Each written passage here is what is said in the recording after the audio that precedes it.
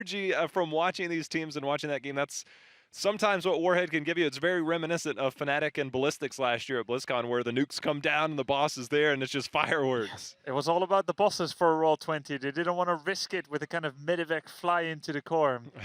Clarence, you know the Tetris effect, where if you play too much Tetris, you see all those shapes and rotations. Yeah. I keep seeing Tracer fly off the map from D.Va explosions, because it's happened twice today now, in the Dignitas Roll20, and now here as well, right at the center. It's a brilliant sight. Of course, two players in this game, of course, Goku and H82, but I think Goku, for me, is someone that, ever since coming onto the Roll20 roster, has really been a kind of a standout player. What do you guys think? 100% agree. 100% agree. I was talking about this a little bit with Grubby before, some of the plays. If you go back to the early part of this year before Goku came on to Roll20, he was making killer plays, whether it was on Artanis or whatever melee it was on a team that was a little bit subpar in North America. The minute he comes over to Roll20, it's almost like he has this way to shine, to show it's like, look, I'm a really good player. I just needed the right team. I needed the right stage, and he's really come through. Numbers like that, I can tell you one thing, as being a melee player, I have researched stats for a year plus here, 1.2 deaths per game as a melee, whether it's the off melee or it's an assassin role, is incredible. It is incredible. Those stats, they might not stand out when you first look at them, but I promise you he is a phenomenal player, and it shows right there. There's one thing that I actually want to talk about outside of the player comparison, unless you... I just think he showed a lot of humility and drive in his player interview, and these are key roles to improvement. But no, I absolutely agree on that. Like him personally, when he talked about like his own performance, that I can only agree what you said there. He was very, I'm liking the word. He showed a lot of humility in that sense. But what I want to come back down to is the last game that we saw, because I want to make sure that people also understand a bit. Oftentimes, wins like this are dismissed as, yeah, they cheesed them. They can't play against the Koreans, so they needed to cheese them, and it was bad. And I think it's the absolute wrong way to approach a game like it, because when we're talking about Korea, coming from StarCraft, from Warcraft, we all know this, they excel at execution, their mechanical skill is insane, and they're very good at playing a specific style and playing it to perfection. Where they oftentimes struggled in the past is adapting to new situations fast enough to really make an impact. Right. So coming up with strategies that exploit that as a weakness is, I think, what you need to do if you feel you shouldn't, or it's easier for you instead of going toe-to-toe with them in what they consider to be the best meta. Yeah. And it's way too easy to call something cheese because you immediately stop discussion. You stop thinking about it, you stop analyzing, and you don't know really until after a month or two whether that strategy holds up and can continue to be used. Absolutely. And Roll20 found strategies where they said this is something that they won't expect, that they won't be able to deal with right away. And now all of a sudden they have Tempest in a mindset where Tempest is looking at it saying, hey, first of all, we just lost against a region that we didn't really respect. Second of all, we're one map away from being eliminated here. Yeah. So now they are starting to be a little bit afraid because they also don't understand what could happen on the next map. And that puts them into a very awkward position. And Roll20 has now, for example, one map where they can do whatever, because it's a free map for them before we come into the final one. So I just want to applaud what they did here, how they approached this, and I want to say from the get-go that I really think their style of forcing the Koreans into an out of their comfort zone by developing strategies like this is the right approach. Well, let's see if these ingenuitive strategies can continue on here as we go into our next battleground, as Tempest is going to take us to Battlefield of Eternity, Jay Howe. Take them to the deep waters, make them fight you. You cannot avoid a fight on Battlefield of Eternity, and I watched a lot of games of Roll20 on Battlefield of Eternity. It's something that I want people to watch while approaching this game, because Roll20 has a very different approach to the way that they play it. They'll sometimes use the global to force rotations, but generally when it comes to positioning, especially if it's top-bottom, you'll see them go towards a defensive stance, assess the situation, and then make a very good call. It's kind of like a soft reset in the middle of the game. They'll always find a way to position themselves, get into a defensive stance, and really kind of assess and execute afterwards. It's time, game number 2, and Roll20 is one game away from BlizzCon, one game away from eliminating Tempest. I'm very excited for this. I think the choice of Tempest is a great one. I really like it. It's catering way more to their strength and to the execution that we mentioned before, even though they are from the green team is the 3rd seed and may trail behind Ballistics and MVP Black. But this is the type of game that they want to play, something that they're more familiar with. And for me personally, it's now the question, does Roll20 have something that pushes Tempest far enough out of their comfort zone that they're again surprised? I think one thing to consider, and it would be towards the back end of this draft, because they're going to be going, taking away the Tassadar, it's a slight hint, but not necessarily, because obviously you don't want to give up the Tracers, so you ban the Tassadar. Old school, Glaurung Zeratul might be something to consider for this game. It's a good point. And he was already smiling as Medivh was banned out here, and I think it's a weird situation. Did they just trade looks? I know, the funny thing is, I'm looking at the angle, and they actually laughed at each other. Yeah, they are doing. Both times they did it. I mean, it makes sense. It's a bit the ADRD factor that you have in Europe. Yes, you are always sacrificing a ban for a hero like Medivh. The problem is, if you don't do it, they pick it, and all of you'll regret it. Yeah, exactly. The game looks even worse. I mean, Medivh needs a lot of practice as the team and also against him, because he breaks the rules. Suddenly the whole team is on your backline, and if you don't have practice against it, might as well avoid this situation altogether. He's a big game changer for sure. Yeah, Medivh cheats. Now, Uther doesn't give anything away yet for the Roll20 draft, and like you said, Kaldor, they are under a lot of duress now. They're 1 match away from being eliminated, Tempest, and they don't know what brand of heroes is coming at them yet. Uther doesn't say much. So we have this very stable opener, ETC Sonya. Did Tempest play into Roll20's hand? They have no idea yet. They need to wait for the next picks. I like the opening though, because with Sonya you have a solo laner that is extremely powerful and wins nearly every single matchup up at the top lane. ETC, you're very flexible, but you're also threatening since you can go mosh pit. If you need to adapt, you can even go into stage dive. If that is a problem, usually we don't see as much on the Battlefield of Eternity as on other maps. Plus, who beats Sonya in the solo lane? Yeah, exactly. So Sonya is insane there. And even the few that beat her, Butcher, Malthael, they're very like team fight oriented and not so much like map manipulation, which is like what they might be afraid of if you look at last map. So I really like the opening here for them, but then again, in my head it's also, I now expect the Roll20 factor to kick in. The factor that generally comes to mind for me is the potential, oh my, I couldn't even get the words out fast enough, is the Li Ming Genji, right? So the Uther pick enables the Genji, that's a very well-known fact. But going back to the days of, in the phase 1, when they had Yoda, who, by the way, I always make the point, was the #1 Li Ming player on Diablo 3, and he played a lot of Li Ming, or I guess it's not really? Li Ming. Yes, he's actually #1. He's been #1 on leaderboard at multiple heroes, and he played Li Ming in this game. Yeah, going back to the early season. Question. But softcore, hardcore. Get out of here. We know you're a hardcore player, Kaldor. Show me all your dead heroes. All the Diablo 3 players out there will agree with me, I'm sure. Maybe but either way, this is what they've done. This goes back, if you look historically, whether it's Prismaticism or Yoda back in the day, they love Li Ming, and that falls back to the same thing that I was talking about. They use Li Ming as, you can't really hard engage into that style, but you also have good poke. It allows you to reassess the situation, and they use Li Ming a lot in that scenario. Guys, what do we think of Roll20 maybe rolling with Ana in the final 2 picks? Li Ming Ana. Haven't really seen it yet. Could be quite nice. Be absolutely brutal. We haven't really seen as much Ana as I expected, also because she's oftentimes banned in the 2nd spot. Yeah. It could be quite nice. Li Ming Ana, Don't tease me, Grubby. Double support. For those that don't know, Ana, one of the newest heroes in the Nexus, the newest to be able to be played, has a 60-second cooldown heroic that gives 200 mana, 30% spell power, ability power, and massive cooldown reduction on all basic abilities. Mages, like Li Ming, benefit massively from that. It's a 10-second lasting heroic, so Li Ming can just go completely crazy with that.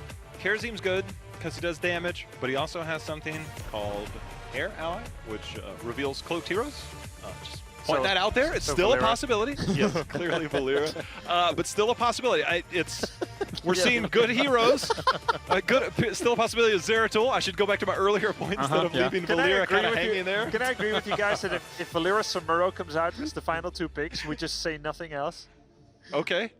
I agree. If I see either one of them, I won't say anything. Okay, if we do that, can we go for the quick match combo and make it Zeratul Nova? Zeratul Nova, that's fine. Any double cloak at this point, we will be at a loss for words, guaranteed. Yeah. You can't beat double cloak. We'll move on and we'll talk about something else. Because our ally is not available. Hey, it makes sense. Tassadar was removed, no Oracle. It wasn't. It was just in phase 2. They had almost an identical draft. If I see Arthas come up and then they kind of hover their last pick, it might be, I mean, it would be a clone of that draft. But this is something we saw Goku earlier on Genji wrecking people in an earlier game. So that is already an insane dive comp. But as we say that, we have Ana now finally making her appearance, and we have Brightwing, so... Hey, that's smart. Ana would get wrecked by Zeratul. Hey, you can peekaboo, but it's only every, what? Depending on level 1 talent, right? Yeah. But seriously, this is a very smart pick by Tempest. They removed the Ana Ming combination, or even Ana Genji, and also Sonya is a very good Nana boost target. They have their double support. The one thing that scares me is that if Roll20 doesn't draft another support here, we might see a Lunara on the other side, but she is susceptible to a Genji-style dive, but Brightwing clone and a single target heals, things like that. This is my first time, I think, seeing an Ana game, right? Have we had one? I think there's been one, We have had. There it is. Hello. Well, there it is. Only one cloak, not two, luckily, so we are allowed to continue talking. It's true. But it's heavy dive, and that's something where we oftentimes talked about Karazim and Brightwing as a potential combo with Genji. Now we're having Genji, Li Ming, Zeratul, Murden. So there's a lot of heroes that can really just go in very deep and gonna try for that snipe against Ana directly. Or Brightwing, depending on who they can reach first here. So what should Tempest go now? Scary. The Lunara also does well against cloaked heroes with her level 1 to reveal when they're poisoned. So I'm not saying Lunara might be a great choice. At level 13, she's a bit more survivable because of greater spell shield. But before that, you look at Brightwing, Ana, and Lunara, they are all very susceptible to burst damage, which is one thing Zeratul, Li Ming, Genji all do incredibly well. So it'd be a dangerous pick, but it'd be a very good late game pick, in my opinion. But right now, they have their backs against the wall. This has to be a damage dealer. Well, Tempest could do a very generic Vala. He could run with Greymane or Lunara. Yeah, I was even suggesting if they maybe can run around Acacia with this. That would be... Oh! Okay. Wow, no range damage dealer. Artanis, H82's Artanis. He picked it 4 times, 3-1 score. Where's Trickster when you need him? Oh, he's at the edge of his seat, I'm sure. I hear footsteps now. That's very cool. So you have 2 melee damage dealers, Sonya and Artanis, double backline support, and ETC. Definitely a very different brand of draft, but I'm excited to see it for once. I actually, the more I think about it, the more I actually like that last pick. So I agree. It's a really cool choice. First of all, any kind of squishy range damage that you would have thrown into this would have just been fodder. Yeah. And then you get your resets for Genji, for Li Ming, and it just continues that trend. With Artanis, you can get damage out, you have your own mines, you have pressure against the Immortal that you already have with Sonya. So when it comes to Immortal pressure alone and really commitment to these fights, the draft on Tempest side is actually pretty solid. I want to ask, every time we come into, you know, these world championships where teams are trying to establish metas and things like that, learn from one another and, you know, just craft the best meta possible. Hasn't the last 3 days been ridiculous? Yeah, what's going on? Spoiled. Okay, hold on. Yeah. Artanis' W is on a 4-second cooldown. You nano boost an amateur opponent Artanis. That does. I want to know what the damage output is out there. Doing the maths if you very can high. I was gonna say, if you can do this quick, then I'm just retiring right now. Grubby's a one-man show. Oh, nano boost amateur opponents. Yes, and you just www all over. Did you just- www.heroesofthestorm.com. How does it go? www. One of the We're reasons excited is what we're trying to say. One of the reasons why I actually like this adjustment is because I was questioning before we started if the Koreans are able to adjust, since it's usually pushing them out of their comfort zone. And I think when we're talking about NA and also about Europe, the teams over there are usually more used to strategies like this because, well, we have expert in Europe, Roll20 in North America, so you face that every other day. We have North America, period. Well, gentlemen, you can see that... You said it, not me. I just want to point that out here real quickly. This time I'm innocent. I'll move you on quickly. We do have 92% in favor of Roll20 esports out in the HGC universe on Twitter. So good job, North America, for getting those votes in, I suppose, as we're almost ready to go to this game. So without further ado, let's head over to the commentary team because I think everybody wants to see this unfold. Can Korea come back? Again, we've got this stronger team fight composition, most would argue an objective-based composition for Tempest versus an unusual North American Roll20 specific strategy. Dread, what are you thinking? It's another case where we see Roll20 kind of going to the roots, but not busting out the identical compositions. Though it's like just a slightly altered version of those compositions. Yeah, you know, not seeing the Diablo, seeing the Zeratul instead. We'll see if that Zeratul threat is going to be enough. Looks like the game is ready, guys. We're going to go ahead and jump into game number 2 to see if Roll20 is going to BlizzCon proper in front of that crowd. Tempest would be knocked out if that were the case. Again, this has not happened in group stage in this format to a Korean team, especially not by the likes of North America. But here we are, and in blue, speaking of North America, will be Roll20. Bring out that Astral Presence Li Ming here at level 1 as we spawn on Battlefield of Eternity. Glaurung bringing up that Zeratul just like old times. Justing on the Muradin will be Goku on Genji. We have Prismaticism on Li Ming. Last but not least, Buds on Uther. And in the red, down a game is going to be Tempest. We have Hyde on his Ana. H82 on Artanis. Lockdown on the Brightwing. Next up is Sign on that ETC.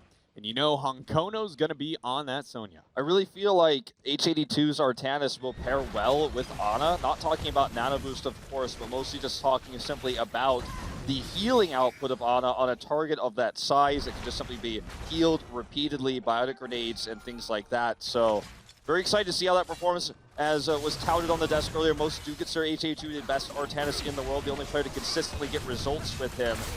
So you'll see a ton of CC being tossed down onto Honkono here. Will he be able to get out? He's going to whirlwind his way through. Bud's a bit too far forward. They look like you want to go for maybe an Uther bait where kind of if you die, you trade one for one, you got the heals, but has killed only himself. Yeah, that was a really good transition as well from Sign to make sure that he was able to get that follow-up. Talking about the follow-up, though, there's actually a lot of a skirmish still going up on top. Polymorph is there. Q going to go drop, but it looks like the Storm Bolt is enough to allow Justin to escape. Tempest here really bringing the aggression, and Roll20 seeming to struggle to understand how to deal with it. Yeah, it feels like we're seeing Tempest go back to some of their roots here. It feels like they're playing angry right now. You've got Honkono going to the Sonya, which he played back in the day when Sonya in Korea was considered a tank.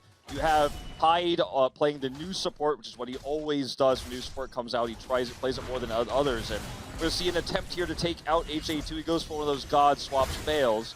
But you got Sign on ETC as well, and Roll20 is going to have to respect this. Justin does see him there in the vent, and we'll scout him out. But here comes the first Immortal phase, and I think this is really going to set the stage as to how this composition is going to work out for Tempest. And I know that we haven't gotten to see too much Ana, so everybody's eyes are very much going to be on to Hyde here. But I do want to bring to light that I personally feel like Hyde is still one of the best. Wait a minute. Oh, that's swap! Oh, look at that. We're going to see the orb come through from Prismaticism. Not enough damage here. Honkono does slide his way out there. You can see the healing output from Hyde, though, is just so much. It's very difficult to get picks even in the light of moments like that where it looks like Honkono's going too far forward. And that was why you saw the analyst says talking about H82 on the Artanis. We can expect to see those kind of swaps all day long. But back to that compliment here towards Hyde. I just want to say he is one of the best supports in the world. Just have him on the Ana, such a playmaking support. I expect him to truly carry throughout this game. Oh, missed the sleep dart unfortunately here though, but stuns are coming through onto Goku, who's now polymorphed. He'll be taken out here.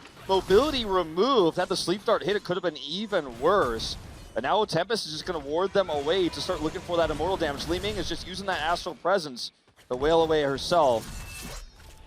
One thing to note here with Roll20 and how they approach the map like Battlefield of Eternity with that Zeratul, because J-How highlighted how this might be the old school strategy here for Roll20. Normally it's with a secondary global, like something like the Dahaka, and it more importantly, it's about playing the early Immortal phases very, very slow, stalling it out and being comfortable with their 10s and getting those heroics before the secondary phase. So look, they're going to have H82 sit on this Immortal. He has amateur opponents, so he can just do tons of damage to that to race while Tempest defends. This is a great position Immortal-wise, because Tempest has a comp that can invade like this while just simply leaving Artanis on the right side. Not a whole lot Roll20 could do except attempt to hit this with Li Ming, but it's just not really working out. Prismaticism low on mana, has that Astral Presence, but Still just not able to do consistent enough damage. There's no way to break through, and I think Roll20 is just going to simply have to give this up. Yeah, this is a little bit faster than the members of Roll20 traditionally want to deal with the very first Immortal. So, you know, things not going according to plan, but by no means is it too much to be able to deal with here. It's only about 25% shielding there for Tempest and this Immortal. But we talk about the Immortal race that H82 on the Artanis provides, but we haven't highlighted the fact that it's also extremely good at just actually sieging and making sure these forts are no longer going to exist. He certainly does quite a lot of damage with his amateur opponent. So see him go ahead and rotate up here. It's going to be Brightwing versus Zeratul bot, of course, and that's just going to be soaks on both sides. You can see this wall goes down very quickly, but so does the shields of this Immortal, only about 25%. Will they be able to get this fort? It seems questionable, but they're going to try to take as much out of it as they can. Zeratul can't teleport up, but Brightwing certainly can, so if they wanted to hard engage us with a good swap, they could, but not going to be an opportunity here, and they'll just walk away with half damage done. So far, so good for both of these teams here.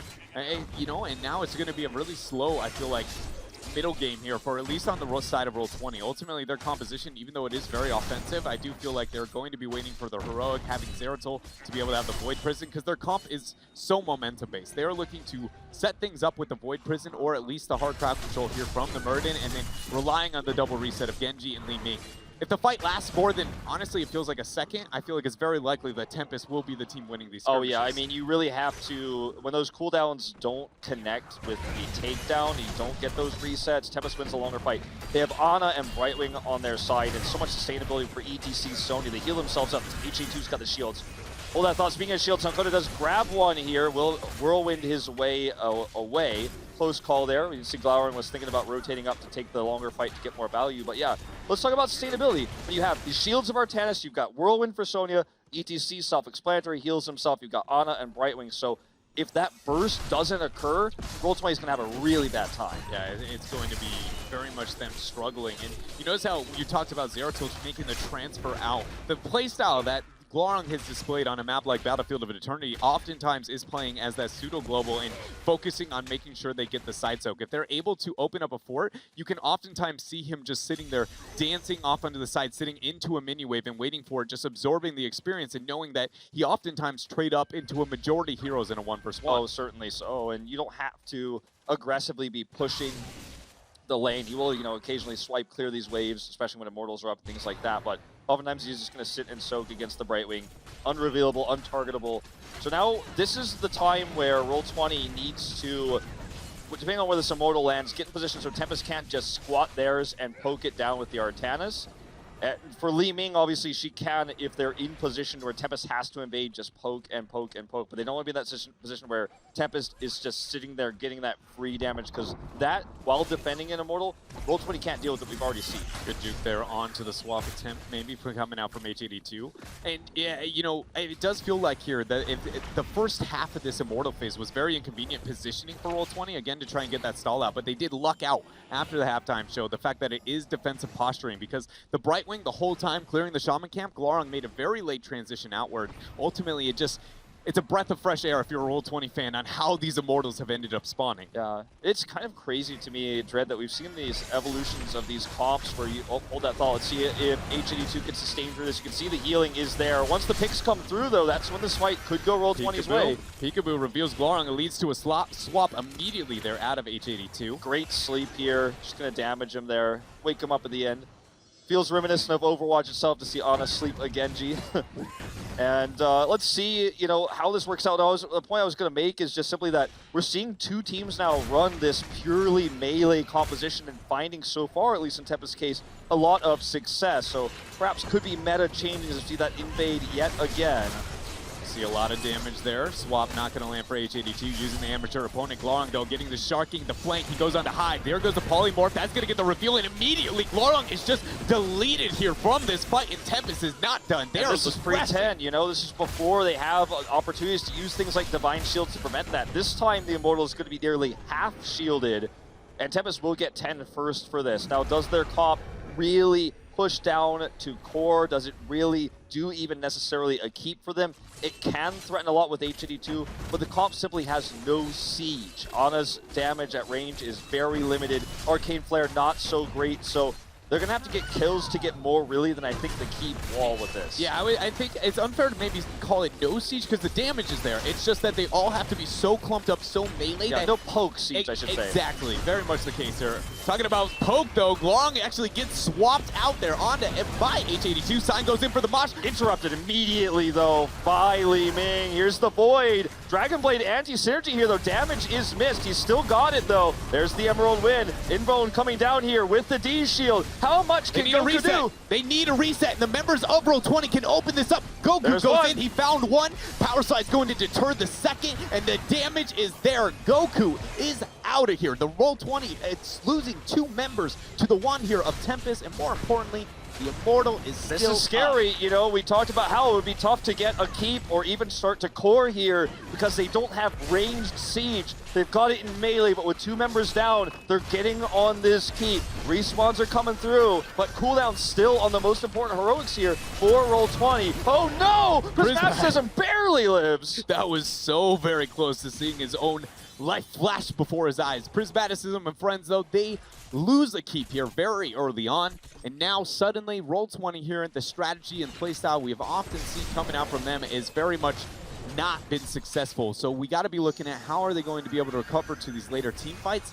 And ultimately, it just feels like we said over the last one, what we've been talking about, if they do not open up and just win in half a second, it is very unlikely that they are going to win these skirmishes. Yeah, and you know, the Dragon Blade did a lot there in the beginning, but they just weren't able to get that kill. Had they gotten the kill onto Brightwing in that fight, I think it's a totally different scenario, and Tempest ends up losing the fight, and Roll20 might even have taken out that fort, but you have to get the kills, you have to get the resets. Seeing Haymaker here as well, I like this because even with Avatar, you're never going to out-sustain Tempest in terms of damage. That could get them that extra pick to get the resets we're talking about. And, you know, when I watched that Void Prison go down in the manner that it did, we watched Justing actually walk into that. And that is not something you commonly see for a warrior that has poor follow-up immediately to a Void. So I'm starting to wonder, now that we see the Haymaker here, which is very unorthodox for North America, the intent is the Void is to prep the knockback. So I think what happened in the last fight is that Void went down on top of Emerald Wind after it was already casted. I think the intent is to make sure they can get the Haymaker to make sure Brightwing never gets the Emerald Wind. She's dead, and then the double resets is really going to open up the fight. Yeah, I can get behind that thought process. It's such a weird thing to think about because we don't really see this type of play, and obviously Haymaker hasn't really been as meta as it is in this tournament. Basically, since it was especially for game. North America. Yes. It just flat out doesn't exist there. You know, we don't have the Hong Konas going around like you do over in Korea. Yeah, Hong Kong's trying to get the Inven threads with his flashy plays. I think this Haymaker makes a lot more sense, though. I also do want to remember or remind everyone that that Void 2 eliminated a lot of the damage Dragon Blade could have potentially done during that duration. So here comes a fight. Yet again, Tempest is going to invade aggressively. I think Li Ming needs to be in between the top and bottom world to do that poke. Rather than doing damage to Tempest's sustainable comp, I think try to wear down the Immortal. That could be a better option here for Prismaticism. A lot of damage there after the stun on a H82. Glong making the transfer out, or excuse me, up here towards that top lane. The Shaman Camp pushing on bottom is something that is nice here for the members of Roll20, but ultimately until they have their 13s, it is unlikely we see them get aggressive into Tempest and push them off that Immortal. I like to just see Roll20 keeping aggressive like this, but have Prismatism fire on the Immortal in between them, use the range, use the Li Ming. They walk away, they lose halftime, as you can see. Meanwhile, Gaorong is dealing with this top push, so he can't be there. They can't take a direct engagement. But that shot calling coming out from Roll20 was very crisp. That was about perfect in terms of what they were able to get out of a losing situation, and it was almost that much of what Tempest was able to get. But we see Sign maybe caught out. Nice polymorph coming out from lockdown. It's just so hard to kill these tanks with Ana Brightwing on the side of Tempest, so they need to get those takedowns. Here is the commitment to Haymaker to try to isolate a target, but it's just still simply Dreadnought, not enough damage.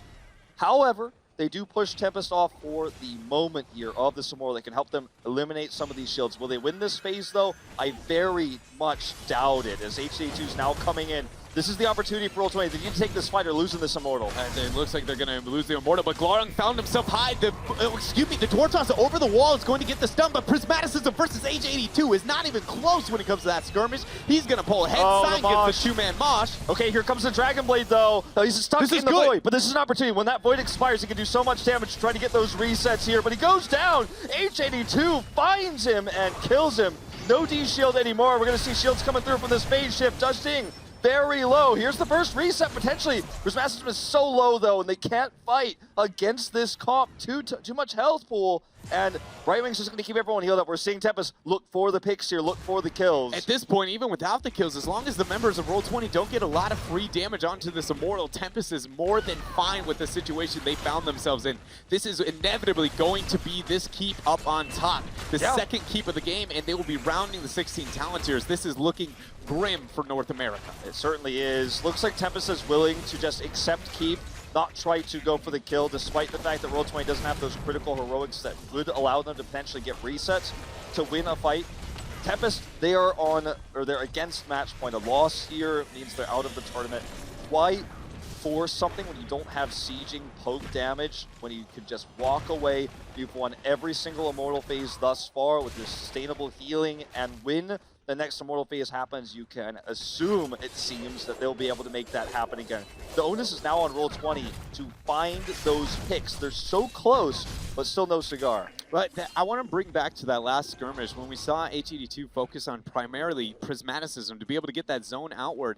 He's also one of the biggest, anti-mosh pit heroes on the side of Roll20. So anytime we can see him trade it well into that Li Ming, distract her from getting a free wave of force and interrupt here, Tempest is really, utilizing Artanis in a very effective way, which ultimately I feel like just comes down to the strength of 82 and the, experience that they have had here with this hero. It just feels like they play it so much different than everybody else. They certainly do, and you can see how they're just playing around the siege, trying to get any shield damage done, any core damage done they can with this, just kind of protecting this because they're so sustainable, they're so tanky, that it feels like they're throwing paper airplanes at them with the Li Ming shots, the Genji shurikens. It needs to be the Dragon Blades, the Wave of Force, and the Haymakers that get a kill onto Brightwing, for example, onto Ana to get those kills, and Tempest is just going to steal this cap.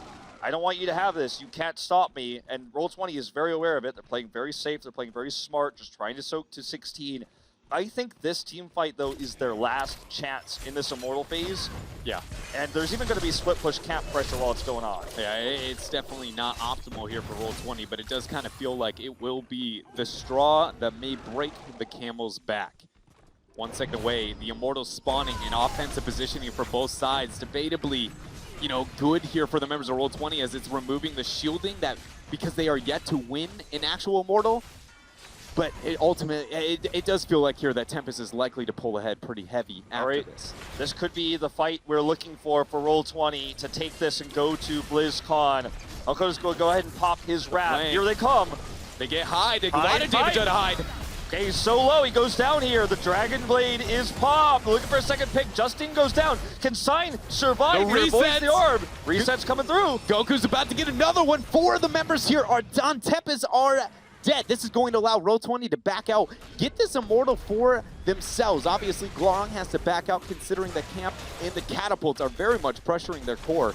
Yeah. But this is the moment that we need to see Roll20 siege completely here up with this Immortal. They have to get a keep, at least you would think. This is also going to give them level 20 first because of the extra experience held in those forts, the keep wall, etc. So that's going to be an opportunity for them to get that 20. We're talking about 16, no, really, realistically 17, just 22 hit points off there of shielding here. Coming in this Immortal, 17,000, half shielded Immortal, 1730. Can they in from this? It is possible if they have another fight like they just did and get those resets. And the biggest thing to bring up about that last skirmish is we didn't even see ourselves a Void Prison drop. That is something that Glorong is going to be looking to drop here onto the members of Tempest. Even look at this flank. Tempest being this far out here, I feel like in itself is a bit of a bold statement. Goku, though, is still up on bottom, so ultimately still a 5 versus 4 here. Okay, they also have, close call there on the potential swap. Here comes the Void, though. 3 members trapped. They're going to try to 5v2 this. Tempest just wants to get into that Prism. Actually, it's going to stay away from it. Fort does come back online here, and Roll20, they were not even able to get the Fort in the top lane with this. Close call, I suppose, on the Fort's health, but never for a moment was Tempest threatened. And I don't know about that Void Prison. It was definitely miscommunication somewhere along the line there for the members of Roll20. I couldn't tell if the idea was to ultimately get the Void and then to try and use the Haymaker pushing onto somebody else, or what it was. but they did not get what they needed there out of that Immortal, and now they're out of this heroic cooldown. Oh, with Prismaticum and gun picked there, that would have been game over. You're going to see Peekaboo be used here to try to find Glaurung. He's much further south, however, heading towards that catapult wave to clear it. But yeah, it just felt disjointed there. Dragonblade wasn't up for about 15-20 seconds before the fight as well. Maybe could have been a little bit more patient. Immortal would have gone down, but it would have been an opportunity. It just feels like at this point, no matter what happens, Tempest is very unlikely to lose a fight. They can't do much with the Immortal, and even when they were wiped, because both forts were up, it's not like even though we're in late game, Roll20 could end. They have to go through forts, keep walls, and then keeps before core, whereas Tempest is threatening core with catapults. Yeah, it's just such an interesting situation that Roll20 could be so dominant without even using their Void Prison in the skirmish before. 4-for-0 wipe. But then you can have those moments where it's like, it's very apparent they're trying to make the play, but something is just not adding up, not working out here. It just feels like day and night moments throughout even just one map here for Roll20. Yeah, I just really like the sustainability of this comp. It's just unbreakable by this range damage. You have to get the picks, and because Tempest is just balled up with their comp, because they know they're going to get biotic grenade value from that as well, you can't even try to void 2 members out to kill 2 to kill the rest in a 5v3 fight without that sustained healing. It's really tough to crack this composition with all these heroes that really struggle to do damage to tanky heroes when you have all this healing. Once again, Roll20 is going to roll the die and land on a very advantageous spawn here for these Immortals. Very defensive posturing. Tempest has no ranged poke, as we've been talking about, so they can't just sit back, defend, and poke, and Li Ming will be able to do that, in fact. Obviously, it's very risky because they have to keep clearing the catapults, keep clearing these camps that keep getting sent. But Prismaticism, if he has the protection of Justing, can start to throw out those magic missiles. Going to be blocked by HA2, and now Tempest is ready with the camp pressure here to start to make their way in. Yeah, you can expect that Tempest is probably going to force here once they see the Shaman camp help those catapults make it all the way to the core. Bottom catapult is going to be lined up pretty well here, but Goku's trying to get a flank. Yeah, he's trying to get a flank here. HA2 took a lot of damage from those stuns. The boss actually getting involved here. Okay, invulnerability now for the Dragon Blade. This is an opportunity. HA2 is dead. Goku, can he keep this up? Can he get the reset? The reset! Li Ming is just popping off here with Goku and the rest of Roll20. That was just amazing. The cleanse coming out from Buds, the Divine Shield to make sure that Goku did not go down was the thing that they needed to open that fight up. Just blasted. And now with the late death here of Hong Kono, this game is busted wide open. This is going to be a nearly full shielded Immortal, 33,726 to be exact. They're going to commit to Archon. Not only will this help them rush down this Immortal, it will also help potentially coring. Last time we talked about how there was so much in the way of the Immortal marching down. They have to deal with the catapults, and that's exactly what Glaurung is doing right now. But when they push, this time, realistically, Roll20 could look to close this series out. I think it's very likely with that Void Prism still available, especially considering the adjustment with the level 20 for Prismaticism, as you were talking about the Archon Pure Power. It's one of the best sieging tools in the game to be able to poke and prod at this heavy melee that Tempest has. It feels like the Purifying Beam, if there's any way that Tempest can hold this siege off, the Purifying Beam has to go down when Archon's going to be sitting still trying to get that damage. He'll never be effective at making that happen. And beyond that point, we need to see Sign hitting a mega mosh pit. It's the level 20s as well. And Redemption, a scary, scary thing to face off against Muradin's Rewind, the Rewind of Glaurung Zeratul. These are tools that are terrifying to play against, especially the Rewinds. Can help you get that extra edge, that extra CC, the extra damage to get the resets. They're not pushing with this, but remember, it's so heavily shielded. This is by no means over, this push. They're going to clear the catapults first and look for a very aggressive push. Those Tempest positioning right now, they're going to hide down. This is their Alamo. This is their outpost. This is their last chance in this tournament. All 5 members of Tempest have now been revealed to that bottom lane. The shielding on the Immortals completely removed. Glaurung is nowhere to be found. Tempest has a small advantage They're so scared of him. window. Yeah, but the 20s are too big of a deterrent for them to want to initiate. They're so scared of Glaurung's positioning, they don't know exactly where he is. Peekaboo's going to see him now. He comes in, drops the Void. It's on the keep, though. And here we go. This is going to be the fight that might decide it all. We can see the Divine Shield so well timed here. There's the kill onto H82. Polymorph comes down, though. Core is still very healthy. I don't think they'll be able to end here necessarily. Archon's going, though. Maybe we have the Archon to try and get the poke damage. The shielding on the core is still up. Goku going very deep with the Dragon. There's the Polymorph, 80%. Goku is so low here. He's so low. He is so low. He gets taken out by the core. They still have a lot of damage, though. Bud's on this. He's got redemption. It looks like Roll20 is going to be able to make this happen. Glaurung goes down, however. Bud's adjusting, hitting that core. 10%. 8%. It's a warrior in support. 4, 3. Oh, it's too much. He has redemption, and Roll20 will take Tempest out 2-0. The first time in a BlizzCon, North America takes out Korea since Cloud9 defeated DK. It's been a long time, but North America will take this group tonight in advance to BlizzCon to the round of 8. Roll20, as you see Glaurung going around, giving thanks, giving congratulations, and very well deserved. Proving here through the climb that they have had all of throughout HGC North America, going 21-1 in Phase 2, Part 2. It has just been amazing to see them develop here and then have, almost record-breaking or like almost a trailblazing level of results and success. I'm just so hyped for this team that's shown so many different strategies and styles and evolution, defeating Black at the mid-season brawl. This team is on fire right now. And it's sad to see Tempest go, but to be frank, I think their preparation and the performance of this group is not BlizzCon worthy. Roll20 takes them out here. They're emotional. But before we talk further about this result, we're going to send it over to the desk. Take it away, Kalaris.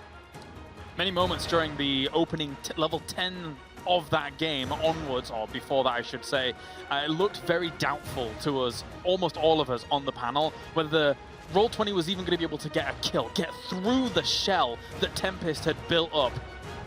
What we just witnessed was absolute chaos and mayhem, then to go in favor of Roll20. What a blistering result. It's almost beyond belief. I mean, like you said, you have a 3-warrior double support setup. They looked impervious. H82 with his Artanis plays, getting the first 2 kills, just fantastic. Yeah. We can see some of that play here in one of the replays that we have prepared. Look at this moment here. This was the turnaround point, as it looks like Genji gets caught off here. We pause it for a sec. That's a one-man mosh pit. He gets flipped by Artanis, and from the looks of it, this is very bad. Most of the team is not in position, but Uther will be able to save him there with the Divine Shield. The turnaround suddenly, again, beyond belief here, because it looked like this was an impervious composition by Tempest, but Roll20 does it. 3 fights like this. I mean, Genji played extremely well there, but Prismaticism's damage coming in on 3 stacked members was insane as well. I was standing over here and I was talking to somebody about the game. I said their odds of winning right now are probably about 10%. What they're going to have to do is they're going to have to take a team fight. They're going to take another team fight. And guess what? They're going to have to take another team fight. Yeah. And that is almost improbable on all scenarios for it to have happened the way that they managed to pull that off. Definitely. You will not see many moments like that. It reminds me, you guys remember Dignitas versus L5 back at midseason? Oh yeah. These are once in a season moments. A couple times a year you'll ever see a game like that. Caldo. I really like the coordination in the last 2 team fights for Roll20. We had a couple of mistakes on the side of Tempest, and they were ruthlessly exploited. Because, as you said, they were extremely far behind, and Tempest had quite a bit of time. It was the question, who hits 20 first? But 2 lanes are pushing against them. And then they really just try and get the hero kills a bit too early, sacrifice too many resources in the process, and Roll20 identifies it immediately and says, this is the moment where we can get the first kill.